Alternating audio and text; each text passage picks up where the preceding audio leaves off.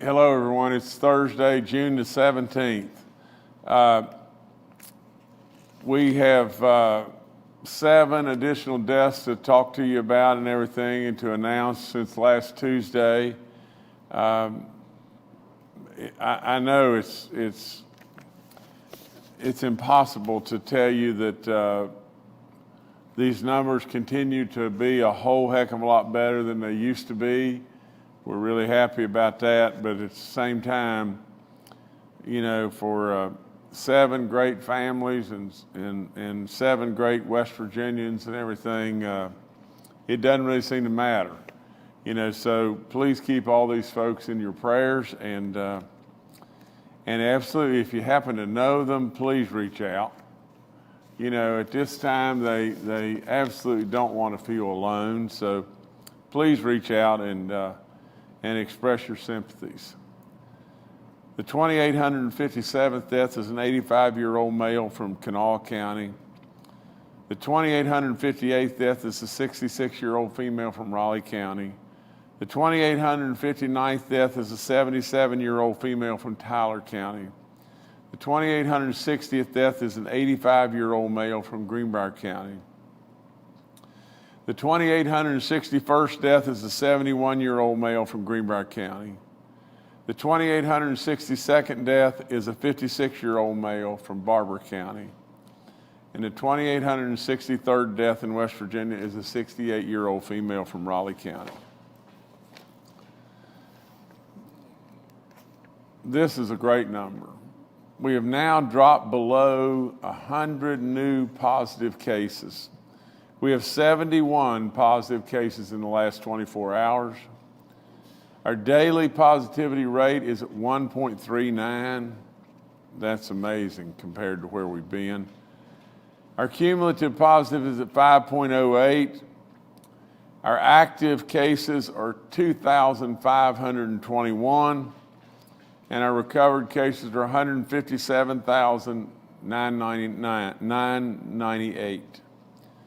We have 123 people hospitalized in West Virginia and 38 people in the ICU units. And we have no red counties, no orange counties. And please take a second to look at that map. You talk about an accomplishment that is unprecedented for what West Virginians have done to get ourselves that green and get back to that. That's an amazing, amazing feat. So you've done good, West Virginia. You've really done good. A reminder about the 65-year-olds and everything. If you're 65 and above especially, and you have any symptoms whatsoever, please take advantage of our free testing. And I would say that to all. You know, if you're just anxious or feeling bad, headache, tiredness, anything, please go get tested. The antibodies are there. They'll save your life. If you were to happen to test positive and everything and not catch this early enough, you'll regret it beyond belief. But if you can catch it early enough, absolutely the antibodies will save your life. Now, before I go any further, we've got our state's birthday coming up. We've got Juneteenth coming up. We've got absolutely some really important days, but on our state's birthday, we're going to really have a great celebration. Some people are going to go away. One person's going to go away a millionaire, and we're going to do some things that are way out of the box and everything, but at the same time, it was all driven to try to get more and more and more people vaccinated. You know, I said it before, but always a kind of cute face that cute in maybe beauty's in the eyes of the beholder, but someone that made us smile was Baby Dog. And so we got a special guest with us today, and CH, if you'll come up, and I'm gonna scoot this chair over here a little closer to me, and you're gonna have to come and grab this rascal. Okay, come on around here, Baby Dog. All right, we're going to have you sit right here, okay? You sit right there for a little while. All right, so Baby Dog is asking you again to go get vaccinated. Now the drawing, from the standpoint of the June 20th drawing, that is cut off now. But beyond that, and I don't think she's going to last very long here. Sit down there, rascal. Just calm down. You're good. Okay, but beyond that, continue to register. We're going to have these drawings weekly.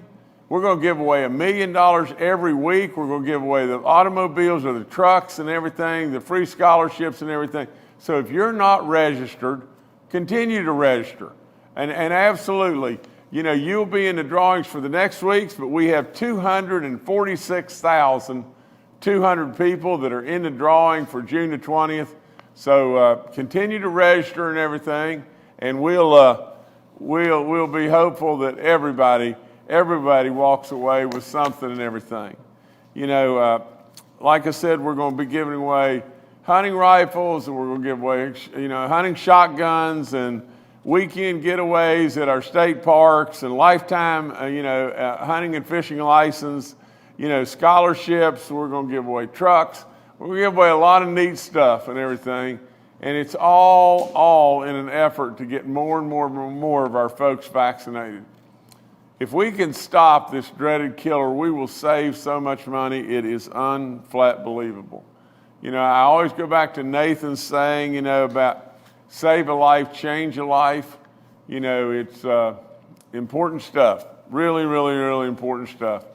And we started this little movement. The folks, I think, and it came to me from NBC, said, from the standpoint of using this little rascal's face and everything, and she just loves everybody.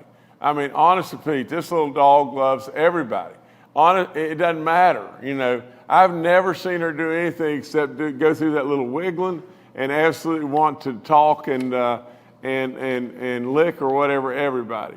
Now she doesn't abound in a tremendous amount of energy, but she brings a smile to my face. She's brought a lot of smiles to a lot of faces, and so for all of you out there and everything, we want you to come on June the 20th, and we want you to register, and I, like I said, we'll have some real happy campers that'll win and everything. And so nevertheless, we'll have Baby Dog there on Sunday, and we hope to see you.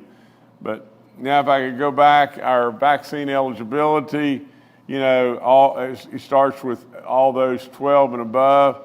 It is really important that if you have received a first shot of Pfizer or Moderna, that you follow up and get your second shots. From the standpoint of our savings bonds and gift cards, we're going to end that campaign on June the 20th. And so if you have not registered, after June 20th, we're going to end that campaign.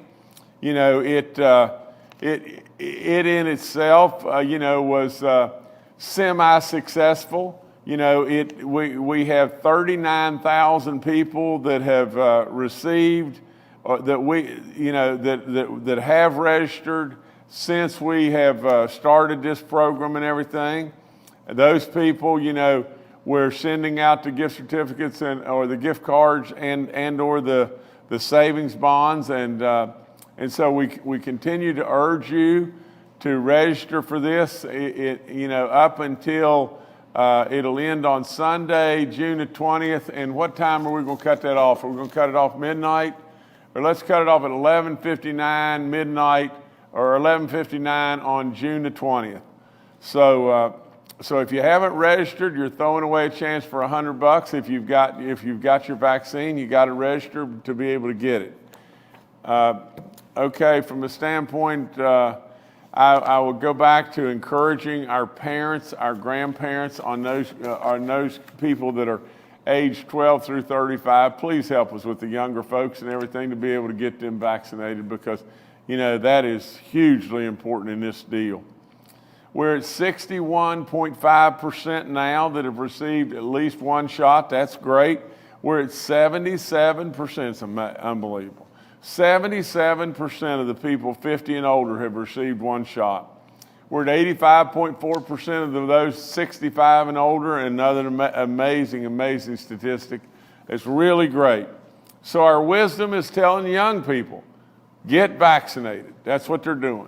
77% of those 50 and older, 85.4% of those 65 and older, they're screaming out, get vaccinated to our young people. As far as our businesses and our churches, we'll come, we'll do the employees, we'll do your congregations. All you got to do is just reach out and try to help us. Try to help us to be able to get across the finish line and shut this killer down. Our vaccine info line is all up there. You see all that. We offer the free testing. We continue to do so, and take advantage. Take advantage of all this and everything. Take advantage to absolutely not lead to levels of sickness. I again wanted to always thank Walgreens and Frith. They stepped up early, and great work that they've done. But I'm telling you, this is in our hands. Our ability to shut this down, our ability to stop this and everything. Now, come on. All we got to do is push this across the finish line. You know how many times I've told you that the steepest part of the mountain is always at the very top. And if you want to get across the top of the mountain and everything, you got to be prepared to have a little bit more energy and a little bit more inside to push you across the top. So that's what we need to do right now. We have 3 outbreaks in our long-term care facilities, 4 outbreaks in our church community, 3 counties that they are, and that's Monroe, Nicholas, and Pendleton County. That's great work. Our long-term care facilities and our churches have done really good, really good. But I tell you, our corrections folks, we have 1 inmate case in West Virginia and 7 staff cases. Man, what a job they've done, and so just keep up the great work. I encourage you over and over about giving blood. It's so important in everything, especially if you've recovered from this dreaded killer. Please try to remember to go and at least consider giving blood. Now, we've got something really special that's going to happen on June the 19th, Juneteenth, a day which celebrates the ending of slavery in the United States of America. The Herbert Henderson Office of Minority Affairs is holding a virtual Juneteenth celebration. On Saturday, the event will stream live on the Herbert Henderson Office of Minority Affairs Facebook page at 5 p.m. and air on West Virginia Public Broadcasting at 11 a.m. and 7 p.m. Headlining the event, get this, Montel Jordan, the former R&B singer best known for This Is How We Do It. He'll be headlining the whole thing, and he was an incredible singer and everything before, he left that profession to become a pastor. I mean, how good is that? The program will also feature other musicians, dancers, and poets from West Virginia. 2021 also marks the first time in West Virginia that the West Virginia legislature has recognized Juneteenth as an official state holiday. Great stuff, great stuff. Congratulations to our legislature, congratulations to all. And I encourage all West Virginians to tune in to the virtual celebration that's going to happen on Saturday, June the 19th. Now on Sunday, I've already said a little bit about this. It's Father's Day. It's our state's birthday on Sunday, June the 20th. And we're going to have an incredible celebration. There'll be a lot of it. It'll be somber, and then we'll probably bring in Baby Dog and give away a lot of wonderful gifts and everything. We're going to do it right out in the front of the Capitol right here and everything. And throughout the day, there'll be food available for purchase, and there'll be multiple food trucks and vendors. Our West Virginia themed Airstream designed by the State of Tourism will be on site. Of course, Baby Dog will be here, and I'm just seeing if I missed anything else in the notes, but I don't really think so. It will be the day that we end the mask. And so, so a big day on June 20th, so come, please come. You know, we'll have some fun, and we'll have a great celebration of our birthday first and foremost.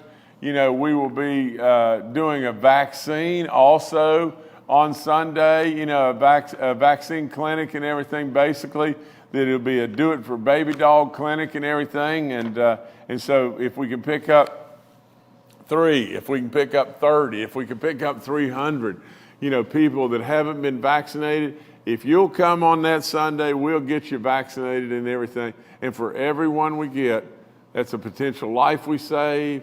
That is absolutely important. So again, I'm asking you on Sunday to come.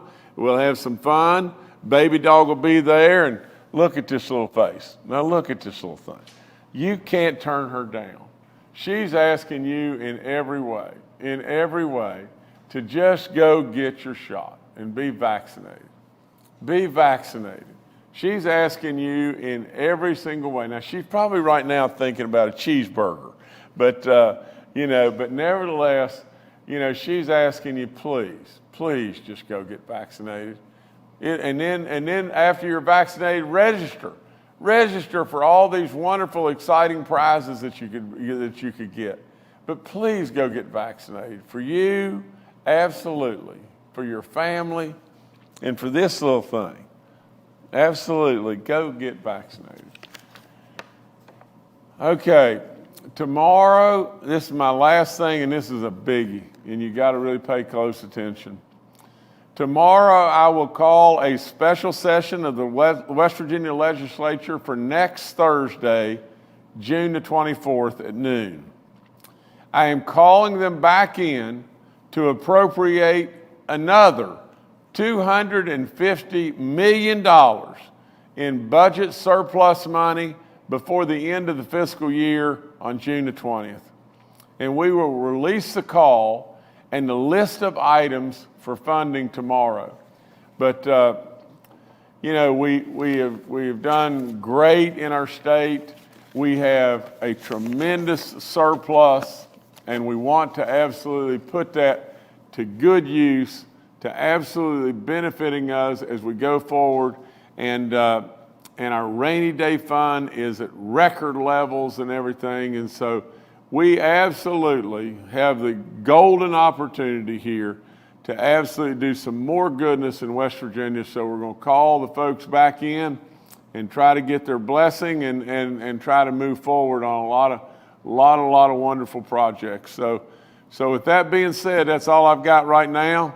Like I said, I really appreciate you taking the time to get your vaccine and come on down on the 20th. Celebrate Juneteenth. What an incredible, you know, landmark for us to now in West Virginia have this as a state holiday. It's long overdue. Offer lots of apologies for decades and decades and decades and everything, but I'm really proud that we're able to do it now. So nevertheless, let's think north. Let's think going forward. Let's absolutely think that way. Okay, that's all I got. All right, thank you, Governor. Let's now go to Dr. Clay Marsh, our coronavirus czar. Good morning, and to reinforce what the governor has already told us, that things in West Virginia right now from COVID-19 are looking very positive. Our cases are going down. You know, we still see people dying, and that is something that we should never feel comfortable with. In the United States, we now are up to 600,000 deaths from COVID-19. But I want to also importantly just raise a voice of some caution and to make sure that we don't become compliant. There's 2 recent studies that have just come out that should give us some further insight and perhaps give us a bit of pause. So one article that came out has been looking at the long-term manifestations of people who have been infected with COVID-19. And this study was from February 2020 to December 2020 across a health system. And what they found was that if they look 30 days after someone was diagnosed with COVID-19, and this is before many of the variants had come to the US, they found that half the people who were hospitalized with COVID-19 still experienced some side effect 30 days after. And over 25% of people not hospitalized who were infected with COVID-19 had at least one long-term symptom of COVID-19 for 30 days after their illness.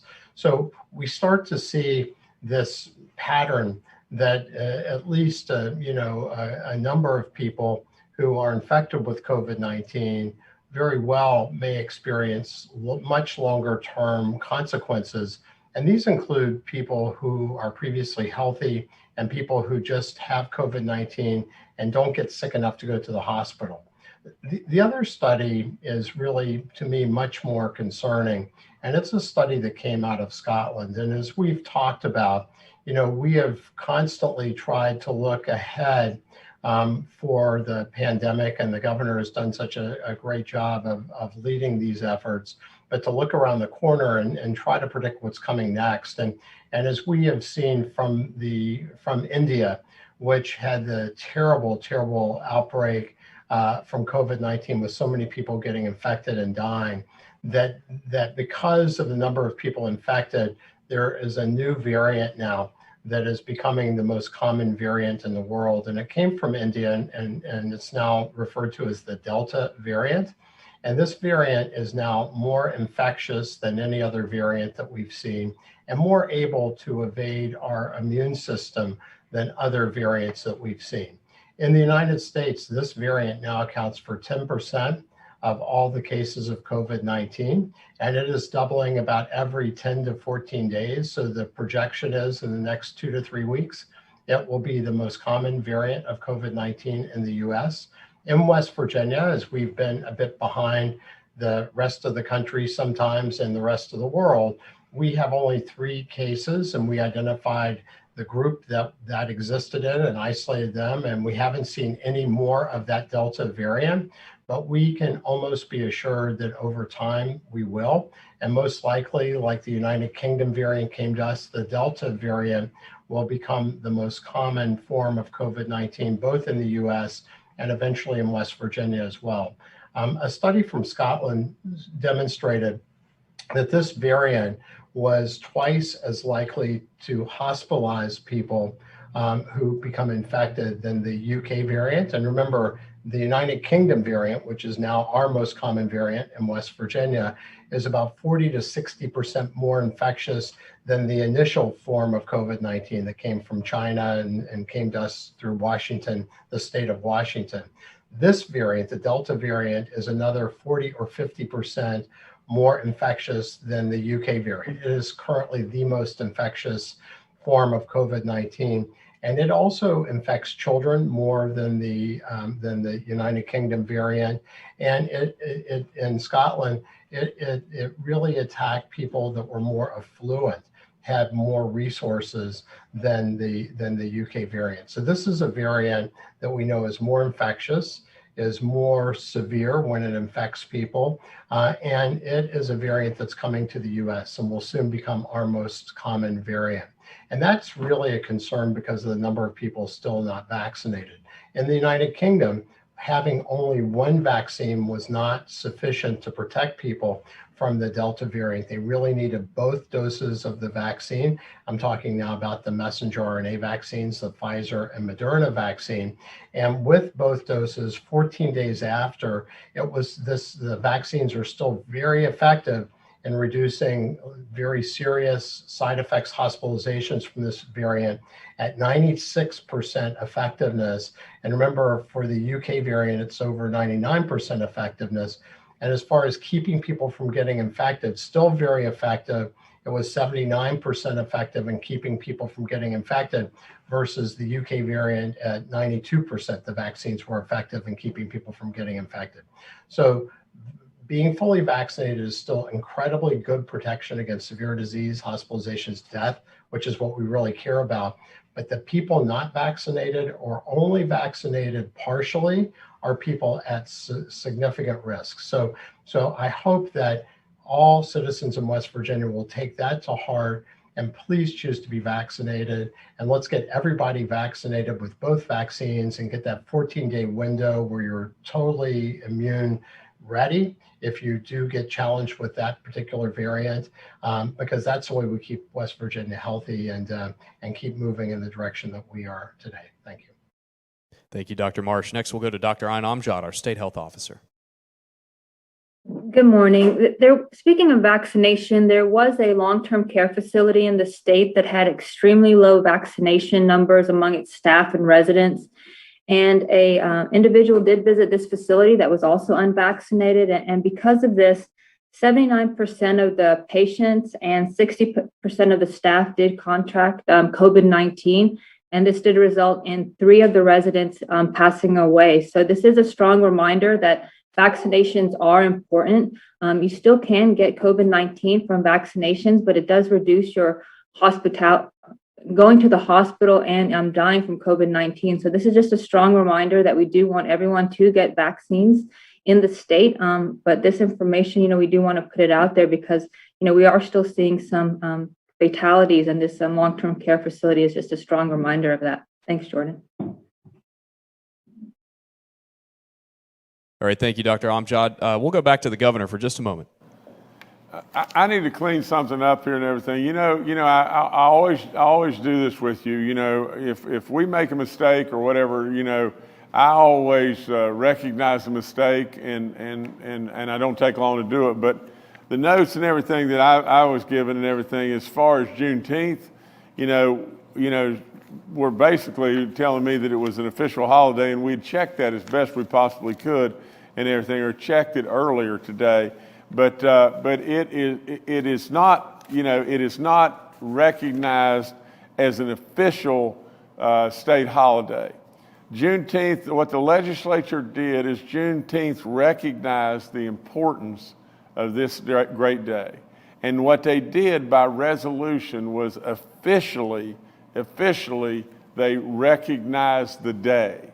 But as far as it being an official state holiday, it's not that at this time and everything. So as far as people, writing in and everything, asking about their pay and everything on that day, we need to clean that up. It's not recognized as an official holiday, but it is recognized as the day by resolution by the legislature.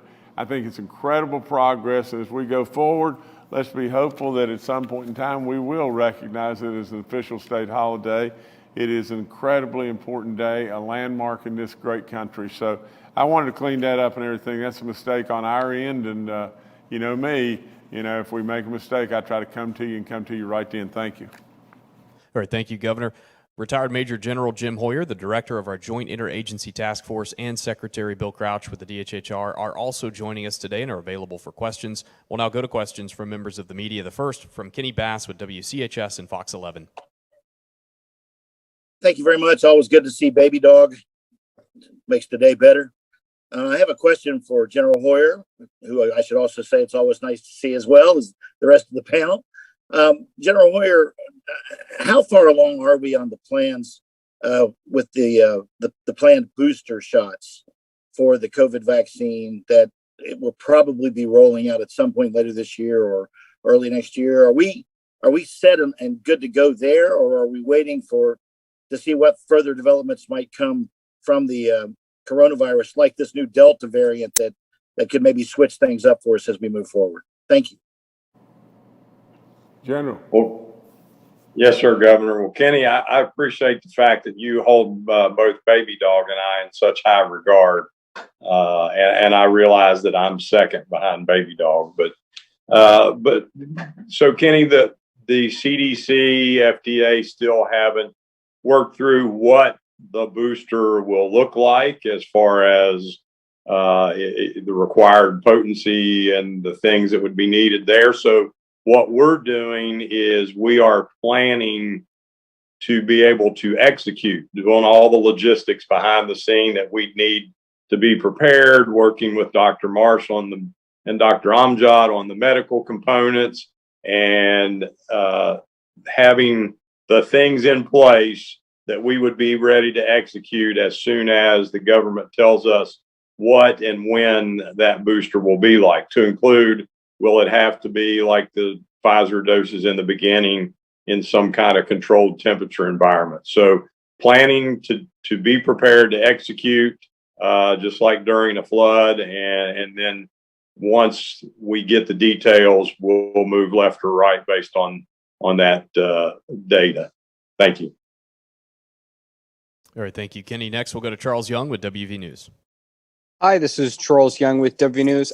Governor, I was wondering a little bit about our first lottery drawing. If you could give us some more information about how will the winners be informed? What is the timeline for when they will actually receive the prizes, whether it's, a check or their truck? And what is the process that the state is going to go through to verify the information that people provided? How are we going to make sure that people were actually vaccinated when they registered? Thank you. Okay, Charles, I wish, I wish there were folks that could, that were here that were handling this could answer this better than I. As far as their prizes, we'll get them out to them immediately. I know we've got that. From the standpoint of how we're going to do this, I think, and Jordan, can I go through, out that we're going to notify the people and everything. I think the drawing will take place, as far as the June 20th thing, or thing where we're having the announcement of the folks on June the 20th, on Sunday. What we're going to do there is just do this, is we're going to have the drawing done, notify all the people that have won something, and have them notified that they've won either, one of the prizes. That they've won the trucks, they've won the, the state park getaways, or the lifetime hunting license, or the hunting rifles or shotguns or whatever, the scholarships, and even the possibility that one of them has won $1 million.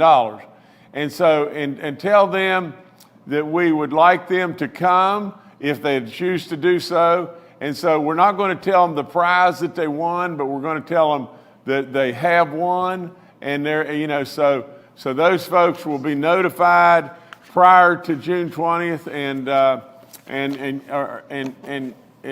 I'm sorry. Now say what? All right, we're going to do. I mean, are we going to do that drawing? We're going to do that drawing for the June 20th prizes prior to June 20th, probably on sometime on the 19th, and then we're going to notify those folks. Is that correct, Jordan? I wish somebody that knows what we're doing could in regard to that, could help me on that. But I'll go with it. Okay. What we're going to do, we're going to draw and notify those people that have won, and we're not going to tell them what they've won. And then we're going to, offer for them to come on June 20th, and then we're going to announce those winners on June 20th.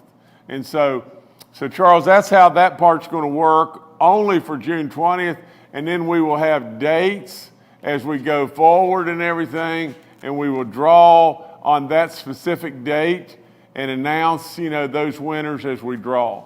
But that's how we're going to cover June the 20th, and from the standpoint of all the prizes and everything, we got all that, and they will get those immediately. But Charles, was there any other part of your question? Because I always really try as best I possibly can to answer every single thing that's asked me, but is there another part that I maybe missed? Yes, sir. I was wondering about the verification process, just some way we're going to vet the information to make sure that unvaccinated folks didn't sign up for the lottery. No, we're doing all that. I mean, we're absolutely doing every bit of that. We're cross-checking everything on that. So that would be, I guess anything could happen. A mistake could happen, but I don't think we're going to have that happen. All right, thank you, Charles. Next, we'll go to Mark Curtis with Nexstar Media. Good morning, Governor, cabinet members, fellow reporters. Governor, and maybe this is a question that Bill Crouch can answer best. I received a question from Molly, one of our viewers, and she says, what is the status of the daycare assistance subsidy for essential workers? The last I heard, it was extended through June. I have called multiple DHHR offices, and it sounds like they're awaiting for guidance from the governor. Thank you. So is there a daycare assistance subsidy program for essential workers, and is it about to expire, or is it being extended? Please address. Well, they're not waiting on me, Mark, and it is extended. I don't really need Secretary Crouch to answer it. I don't, Mark, I don't need Secretary Crouch to answer this one. It has been extended. They're not waiting on me. I stepped up right off the get-go and everything and authorized that to be extended. All right, thank you, Mark. Next, we'll go to Jasmine Adduce with WDTV. Hey, good morning, everyone. Good morning, Governor. Definitely happy to see baby dog. In the context of COVID, with COVID cases decreasing, we all saw the map. There's no orange counties.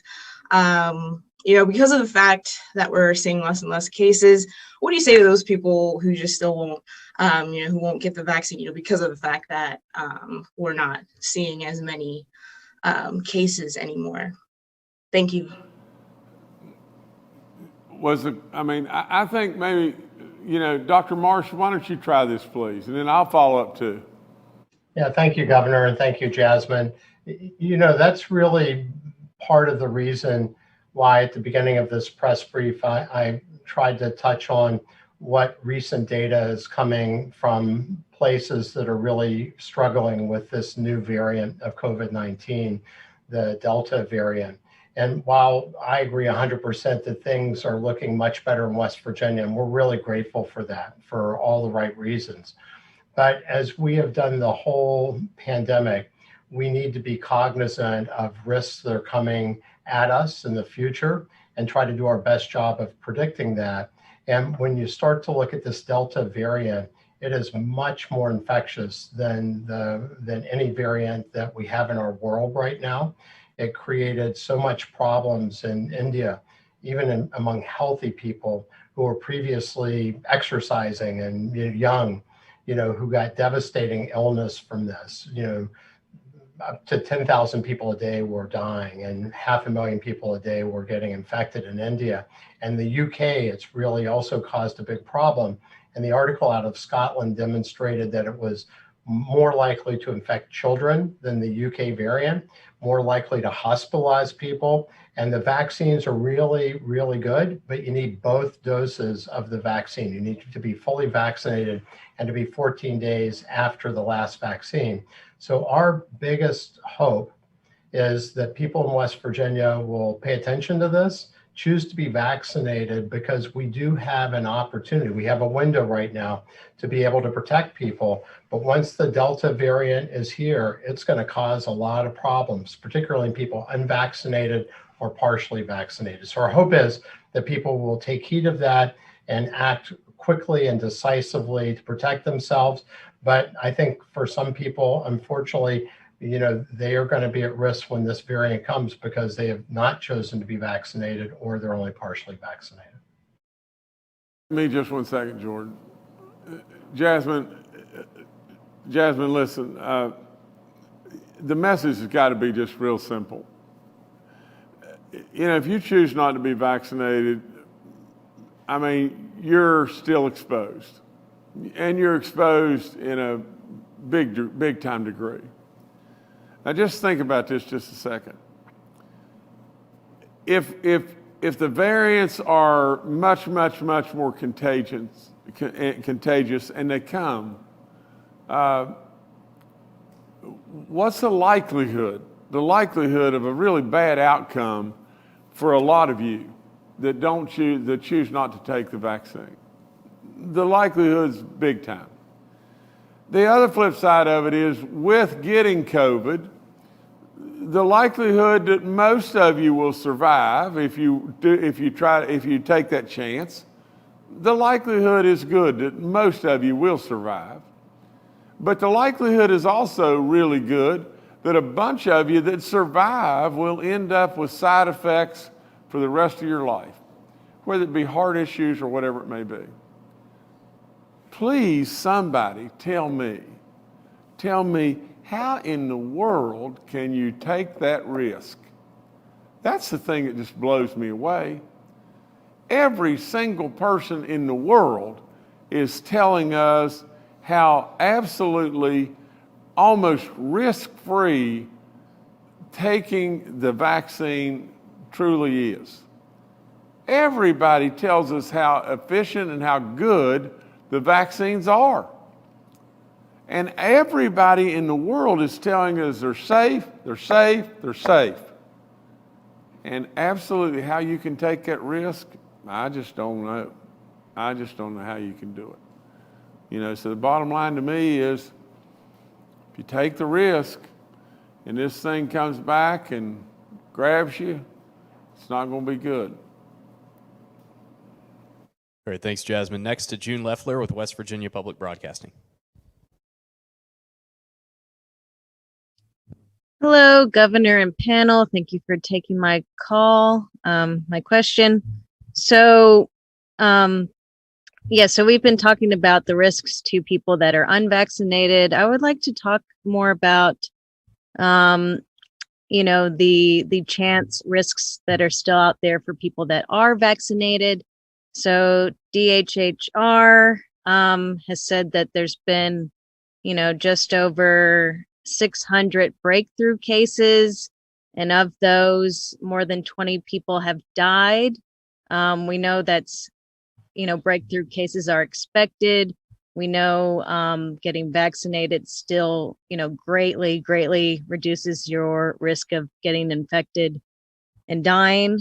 But with the mask mandate going down, I would like to hear from the health professionals about if they expect breakthrough cases to be more prevalent, and what precautions should people that are vaccinated still take? I know I'm 31. I've really been enjoying being vaccinated and going without a mask.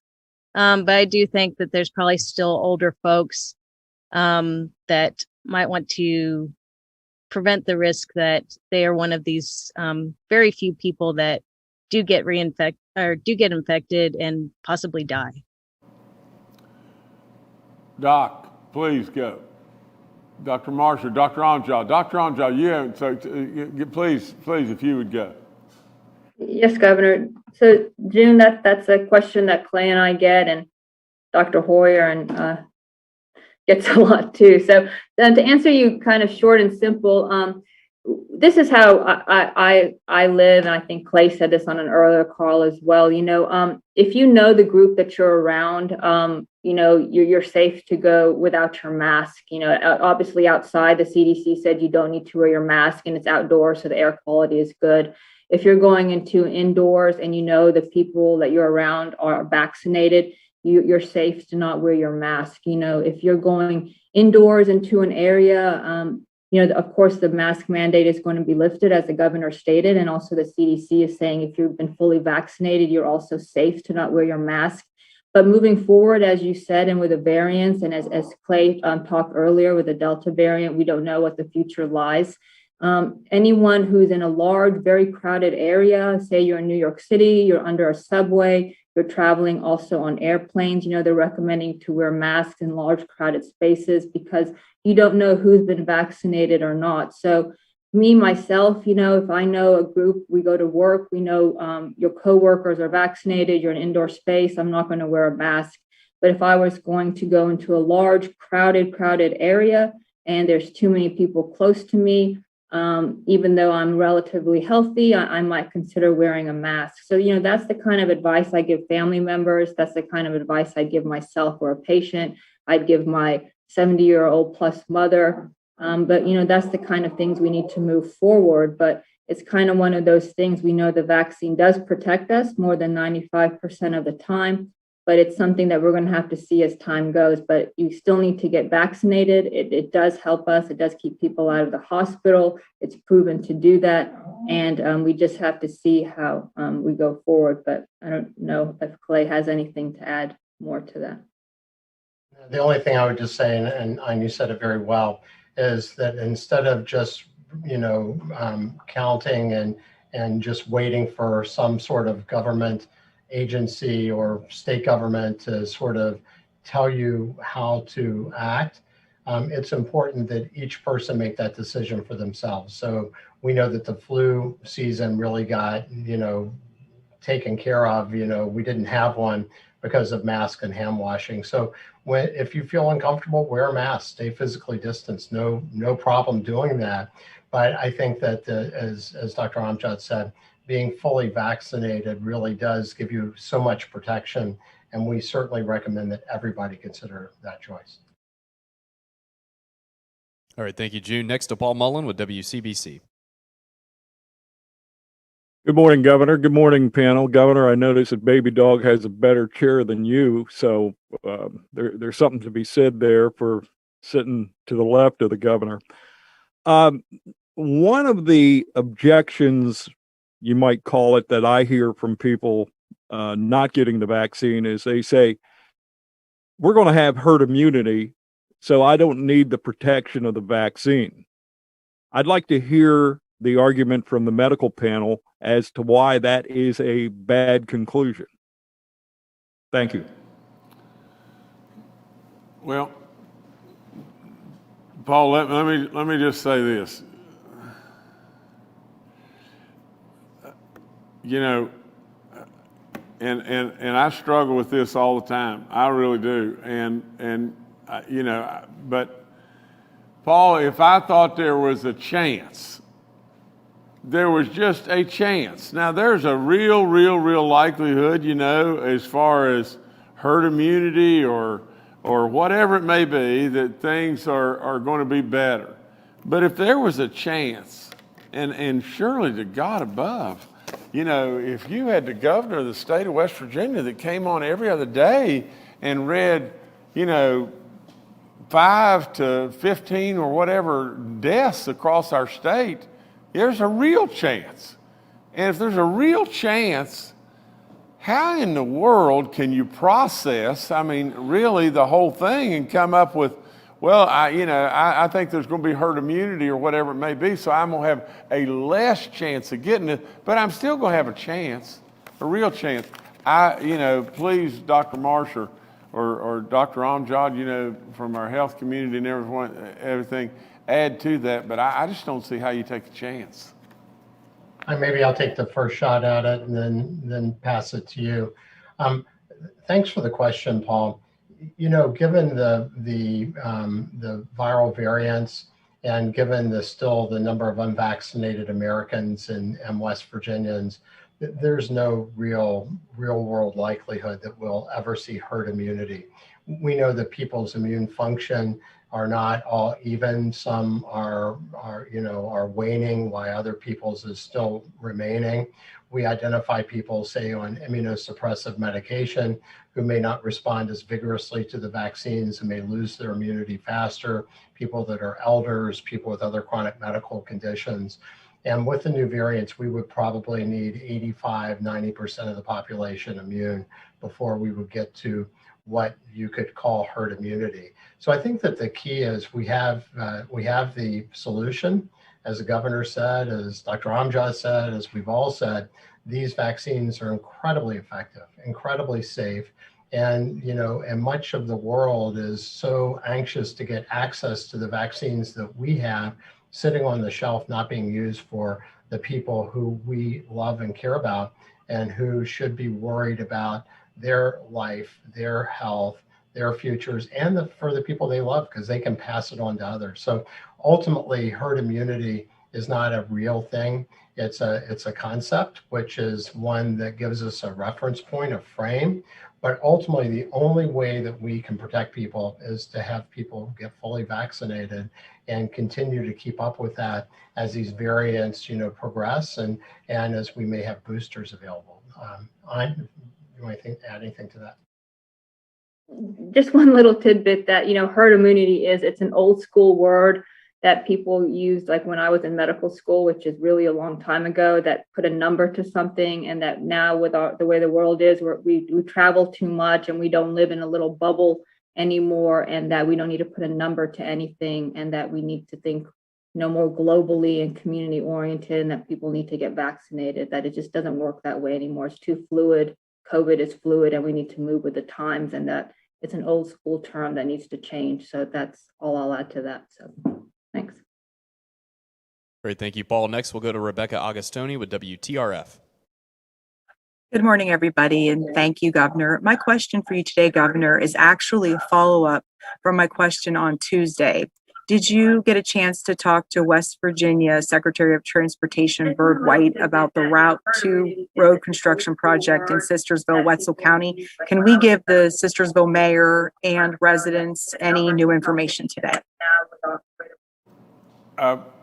Rebecca, I think that issue is now with the CSX, and the Department of Highways is all over this. And I'll promise you that we've had multiple conversations and everything, but I think we're getting around to getting this situation taken care of and getting done. All right, thank you, Rebecca. Next, we'll go to Phil Kabler with the Charleston Gazette-Mail. Hello, everyone.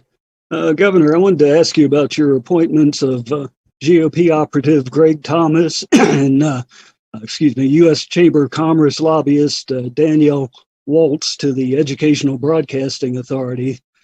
Given that you're in a position at this point to replace all 7 appointed members of the EBA, there's some concern that you may be attempting to undermine public broadcasting from within. If you could comment. Well, Phil, I don't know that it will do me any good to comment, because I don't know that you'll print what I have to say, but I do believe there ought to be diversity to that board, and I absolutely am a strong supporter of public broadcasting. I always have. I've stood rock solid there all along, and I do not think that the board should be weighed one side or the other, and I don't think from the standpoint of the board being more liberal, that changing the board to balance and everything. I don't think that the more liberal folks have total ownership of the board. I don't think more conservative folks should have total ownership of the board in any way, but I think it should be balanced. All right, thanks, Phil. Governor, I'll turn it back to you to close out. Well, the biggest thing, I think that we all are continued to be faced with is we are still dealing with the pandemic. We absolutely know that it can pivot and it can turn on us. We know these variants are out there and everything. We also know the sun's shining, don't we? And we also know that people are moving around, and we've got all these green counties and everything looks good. And we should be very proud of that, very, very proud of that. But please, West Virginia, please don't drop your guard. Please, West Virginia, at least be a little concerned. You don't have to be scared, but absolutely, I'll never cry wolf, unless there's truly, in my opinion, a wolf. But now, with all that being said, West Virginia, quit just coming up with all these concepts, that could lead you astray. I've said it making fun, that you're not going to grow antlers if you get the vaccine. You absolutely have a real chance of dying if you're 65 years of age and older and you were to get COVID. Absolutely, there are real risks that are out there. Now, I was on a call this morning about more promise and more opportunity that could possibly come to the Morgantown in the area and come soon. Of course, I make my pitch like I do every single time, to try to some way find a fit and a resolution for Milan. And I'm not going to quit until it's over, you know, but I'm going to keep pitching as hard as I possibly can. But in that whole thing, you know what the whole subject centered around? The subject centered around just this, that through this pandemic, West Virginia shined and shined like crazy. An absolute pandemic that none of us, nobody, had ever seen and lived through, nobody. And so there's no playbook. You know, absolutely, West Virginia shined with no playbook, with all those things that were absent to us in any way. And what the whole subject matter was about was even using that as a way to drive more and more people to our state and more innovation to our state. And absolutely, this is real, and there's more possibilities that are on the way. And you know how they're driven? They're driven because we in West Virginia led the way. We in West Virginia became absolutely the spotlight of the world being on us.